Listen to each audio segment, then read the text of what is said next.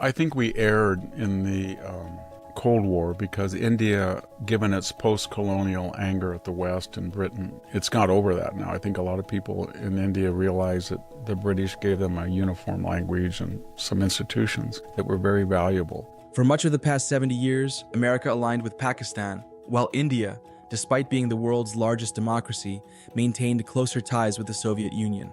This long-standing arrangement is now undergoing significant transformation. I'm Ken, and this is Expert Playback.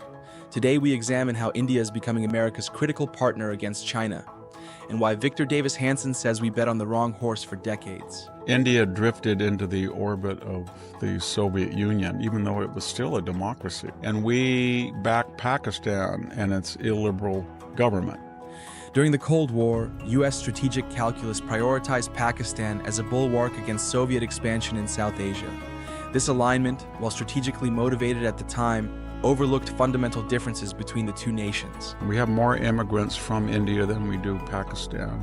Pakistan is a Muslim country. India is a polyfaith country. I mean, there's Christians, but it's primarily Hindu, but there's Sikhs and there's Muslims. I think you could argue that Muslims might be treated more equitably in India than non-Muslims are in Pakistan. India maintained its status as a multi-faith democracy with strong institutions inherited from British colonial rule, including English as a common administrative language.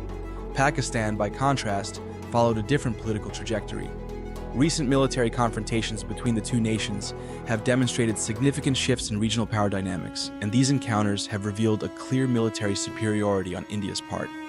Both India and Pakistan possess nuclear arsenals, but India maintains advantages in nuclear stockpiles, conventional military forces, population size, and economic capacity. I have a feeling that Pakistan's got somewhere between 150 and 200 nuclear weapons. Probably India's got 300 to 400. India's army is much bigger. India's population is well over 1 billion people, much bigger than Pakistan.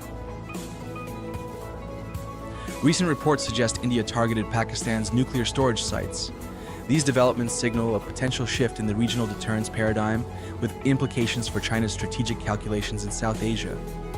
Prime Minister Narendra Modi's leadership has introduced new dynamics to India's foreign and defense policies. His approach differs markedly from previous Indian leaders, emphasizing more assertive military responses and granting operational flexibility to armed forces. Modi is a sort of Trumpian figure. I don't think when he says something he's not going to be an Obama-like Biden figure. So if Pakistan tries something that he sees as aggressive, he will respond aggressively. Modi's public statements regarding terrorism and threats to Indian citizens have employed strong religious and cultural symbolism, underlining his government's commitment to robust security policies. Beyond military considerations, India's emergence as a major economic partner represents a significant shift in U.S. strategic calculations. This economic partnership encompasses technology sectors, manufacturing, and services, with India's English-speaking workforce and established technical education system providing competitive advantages. And we're trying to develop this new relationship with India as a democracy and as a way to play off China and Russia. Given India's got a lot more, in my opinion, even though it's not as successful. I think its GDP is about the same, about 5% growth per year. But even though it is not as successful as China in terms of recent wealth, it has more potential. The Trump administration has characterized the India-U.S. relationship as potentially defining for 21st century geopolitics, reflecting the strategic importance both nations attach to this partnership. The evolving U.S.-India relationship reflects broader shifts in Asian geopolitics.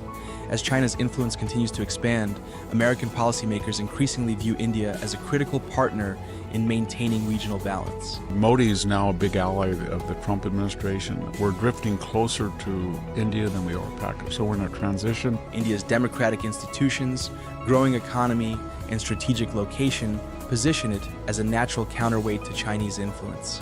Additionally, India's demographic advantages, including its young population and English language capabilities, enhance its potential as a long-term strategic partner. It has enormous advantage over China in that it's English speaking. It has democratic institutions that are, they're 60, 70, 80 years old. It has the British influence. So it should be closer to the West and more successful than China eventually. And it may well be, I hope so. The recalibration of U.S. strategic partnerships in South Asia raises important questions about the future of American foreign policy and regional stability. How this evolving relationship between the world's oldest and largest democracies develops will significantly impact the global balance of power in the coming decades. Share your perspectives on these developments in the comments below. This is Expert Playback. If you found this breakdown helpful, hit that like button so more people see it. And if you want more sharp takes on global power plays, go ahead and subscribe. Thanks for watching, and I'll see you in the next one.